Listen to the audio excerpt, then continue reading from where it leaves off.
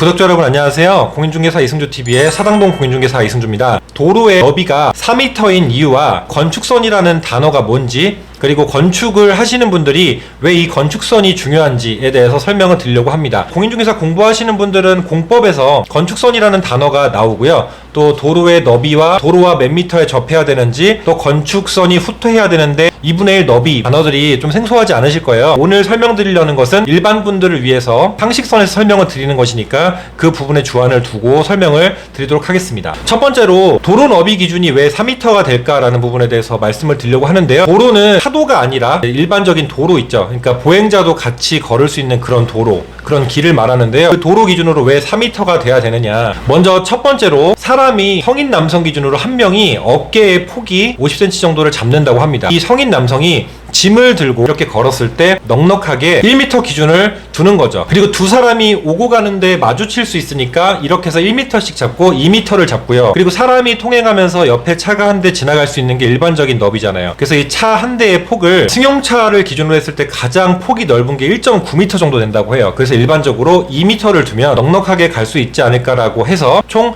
2m 더하기 1m, 1m 이렇게 해서 4m를 기준을 잡는 겁니다. 이게 최소라는 거죠. 자, 그 다음에 규정에 뭐라고 되어 있냐면 건축법상 4m 너비의 도로에 2m 이상 건축물이 접해야 할 것이라는 규정이 있습니다. 자, 이게 무슨 말이냐면 먼저 도로가 너비가 왜 4m가 돼야 되는지는 이제 이해를 하셨을 거예요. 여기에 건축물이 이렇게 있으면요, 도로가 2m 이상을 접해야 차가 꺾고 통행하고 하는데 문제가 없기 때문에 이 최소 기준을 이렇게 잡은 거죠. 자동차가 건축물로 들어가는데 이 진입을 용이하게 할 수 있도록 하는 것이 2m입니다. 이 도로 폭이 이만큼 중요한 거예요. 그럼 이제 이어서 설명을 하면 이게 바로 건축선 때문에 그런데요. 먼저 첫 번째로 맹지는, 그러니까 맹지라 하면 길이 안 나 있는 땅 같은 경우는 건축 허가가 나오지를 않습니다. 그러니까 건축을 하려고 그러면 최소 4m 도로에 2m 이상 건축물이 접해야 할 것이라는 기준이 있다는 겁니다. 신축으로 이제 건물을 준공하겠다 하면 이제 건축 허가를 받아야 되잖아요. 건축 허가를 받을 때 이 기준을 충족을 해야 되는 거예요. 근데 건축 허가를 받을 때 건축선이라는 선을 기준으로 해가지고 이 선을 기준해서 건물을 짓게 돼 있단 말이에요. 쉽게 말하면 도로와 대지가 접하는 부분에서 건축물을 건축할 수 있는 선의 경계를 말합니다. 이걸 건축선이라고 해요. 그러니까 도로가 이렇게 있으면 건축을 여기서부터 할 수 있으면 건축선을 여기다 긋고서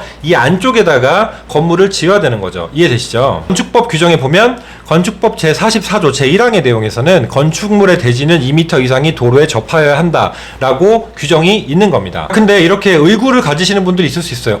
그럼 골목길은 뭐예요? 되게 좁은 길에 막 사람 한 명이, 두 명이 간신히 지나다닐 수 있는 길에 건물 세워져 있는 건 뭐예요? 그럼 여기 건물이 어떻게 세워졌죠? 자, 이런 기준들은요, 아주 오래전에 건축이 돼서, 그러니까 이런 건축법의 기준을 받기 전에 건축이 돼 있던 것들은 이제 기득권을 인정해야 되니까 임의로 사유재산을 갖다가 부실 수는 없는 거잖아요. 그래서 이제 그것들은 그대로 두는데, 만약 이 건물을 매입해가지고 나중에 다시 증축하거나 리모델링을 해서 개축하거나 혹은 부수고 신축을 한다 그러면 당연히 이렇게 이 제한을 받게 되겠죠. 현행법의 기준을 적용을 받으니까요. 그래서 그 건축법을 또 이어서 보면 건축법 제46조의 내용이 나와 있는데요. 건축선의 지정이라는 항목이 있어요. 도로폭을 4m로 어떻게 확보해야 하는지에 대해서 설명을 하고 있습니다. 소요 너비에 못 미치는 도로는 그 중심선으로부터 2분의 1 거리만큼 물러난 선을 건축선으로 한다. 그 도로의 반대쪽에 하천, 경사지, 철도 등이 있을 경우에는 도로 너비에 해당하는 거리를 건축선으로 한다. 자, 이게 쉽게 말하면 도로가 너비가 4m가 안 되잖아요. 이 길이만큼 후퇴를 해줘야 된다는 거예요. 건축선을 4m가 안 되니까 4m의 도로폭을 맞춰서 후퇴를 해주고 이 길이만큼, 이 도로 너비만큼 추가로 자기 땅을 반납해서 도로로 줘야 되는 거예요. 그런 다음에 4m를 맞춰줘야 건축허가를 내주겠다, 이런 말인 거죠. 건축선 후퇴라는 게 뭐예요? 건축선이 뒤로 물러나는 거잖아요. 한마디로 내 땅에다가 건물을 다 못 짓고 여기다가 도로를 일부 내주는 거예요. 그래서 건축선을 뒤로 내주는 거니까 토지의 경계가 뒤로 밀려나는 거죠. 건축선이 여기서 중요하다고 말씀을 드리는 건데요. 건물을, 땅을 가지고 사잖아요. 토지가 얼마를 가지고 기준을 매겨서 사는데, 보통 단독주택 건물을 살 때는 토지가랑 건물가랑 따로따로 계산한 다음에 안분해서 그 다음에 한꺼번에 값을 매겨서 사잖아요. 땅값을 이 도로가 될지를 모르고 도로폭을 보지 않고 4m가 안 되는 걸 모르고서 그냥 이 건물만 가지고 전체 땅을 샀어요. 근데 나중에 개축하려고 하거나 증축하거나 멸시를 해서 신축하려고 하는데 나중에 알고 보니까 이 도로가 4m가 안 돼서 이 땅도 본인 땅인데 본인 땅을 뒤로 물리고, 그러니까 건축선을 뒤로 물리고 이 공간만큼 도로로 내줘야지만 건물을 지을 수 있으니까 건폐율이나 용적률이 줄어들 수밖에 없죠. 이 정도의 규모로 건물을 올리고 싶었는데 도로한테 이 정도를 반납하면서 건물이 이 정도로밖에 못 짓게 되는 거예요. 건폐율이랑 용적률이 줄어들 수밖에 없는 겁니다. 그러니까 땅을 도로로 반납해줘야 되는 땅까지 비싸게 값을 치르고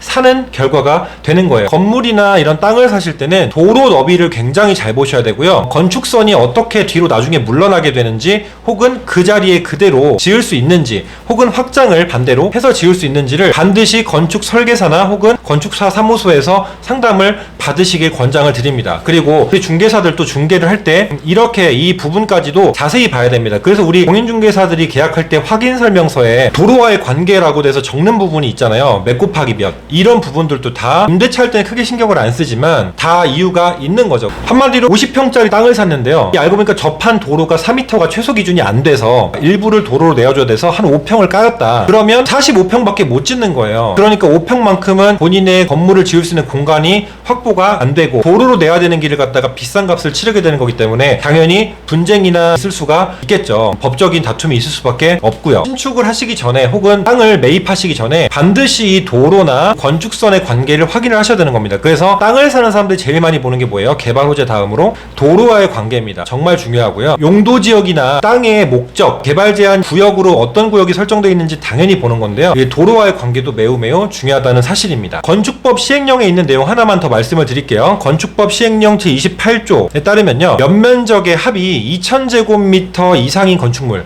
그리고 공장은 3000제곱미터 이상을 기준으로 하는데, 그런 건축물들은 도로의 너비가 6m로 바뀌어요. 4m가 아니라 6m. 도로에 4m 이상 그 건축물이 접해야 돼요. 기본적으로 최소한의 기준에서는 우리 일반적으로는 4m 도로에 2m 이상 접해야 되잖아요. 이렇게 규모가 크거나 이런 대상들은 6m 도로에 4m 이상 접해야 된다는 거예요. 단서가 있어요. 축사나 작물 재배사 등 농업에 관련된 업종 있죠. 그 업종들은 규정을 배제합니다. 그러니까 이런 규정이 없는 거예요. 근본적으로 왜 이런 규정을 만들어 놨냐면요, 건축물 접근성, 아까 차량 통행성이나 건축물 접근성을 이야기했잖아요. 그것과 더불어서 이제 대형 건물의 경우 화재 같은 게 났을 때 소방차 같은 큰 차들이 진압을 하러 들어가야 되거나 혹은 이런 주변 환경을 요소를 고려를 해야 되잖아요. 그래서 대형 건축물 같은 경우는 그런 기준을 따로 두는 겁니다. 안전성을 주안을 둬서 이렇게 기준을 내어주는 거죠. 아무나 건물을 막 사서 막 짓는 게 아니라는 거예요. 이렇게 건축법을 다 보고 규정을 받아서 진행을 해야 되는 거죠. 자, 일반적으로 우리 4m 도로에 2m 접하는 것은 연면적 2000제곱미터 미만의 경우에 일반적인 크기의 건물들을 지을 때고요. 지금 제가 설명드린 것은 2000제곱미터 이상, 그리고 3000제곱미터 이상의 이런 규모가 조금 있는 건물들은 도로의 너비가 6m로 바뀐다. 거기에 4m 이상 접해야 된다.